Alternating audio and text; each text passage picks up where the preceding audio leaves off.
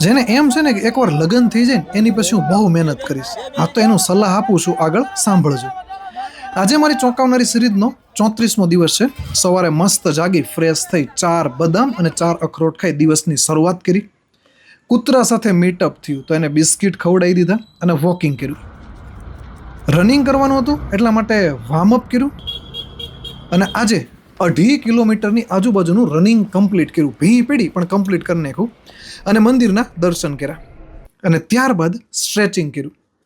અંગ ઉપાંગોને શાંતિ પ્રાપ્ત થઈ અને કબૂતર સાથે મીટિંગ થઈ તો એને દાણા ખવડાવી દીધા અને કીડીનું કીડિયારું કર્યું. જોયું ને, આજે મેં આ સિનેમેટિક લુક લીધો. કેવો લાગે એકવાર કોમેન્ટમાં કહેજો. અને આ આજનું ખુશનુમા વાતાવરણ છે. આજે વાતાવરણ થોડુંક અલગ અને મસ્ત હતું.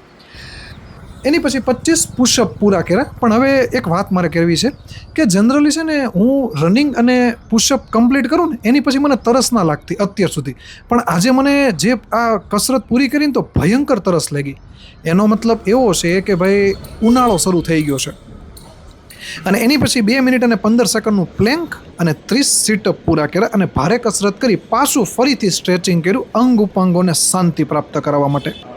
ઘરે પહોંચી પ્રોટીન પાવડર પીધો અને ફ્રેશ થઈ એક બ્રેડ પીનટ બટર સાથે ખાધી. અને જ્યારે 9 વાગે ઓફિસ જતો ને ત્યારનું તમે વાતાવરણ જુઓ.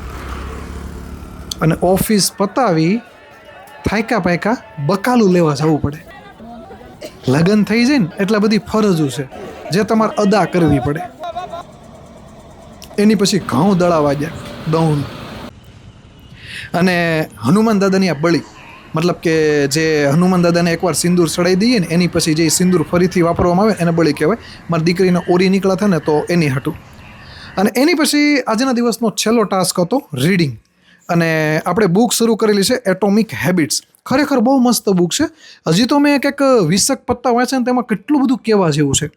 અને એમાં તો અમુક તો મને જ લાગુ પડે છે કે તમારી દૈનિક આદતોમાં થોડો ફેરફાર તમારા જીવનની દિશા બદલાવવા માટે પૂરતો છે. 1% વધુ સારી અથવા 1% ખરાબ પસંદગી કરવી જે તે ક્ષણમાં નજીવી લાગે છે, પરંતુ સમય જતાં આ પસંદગીઓ જ અત્યારે તમે શું છો અને તમે શું હોઈ શકતા હતા તે વચ્ચેનો તફાવત નક્કી કરે. ખાલી 1%ની વાત કરે છે.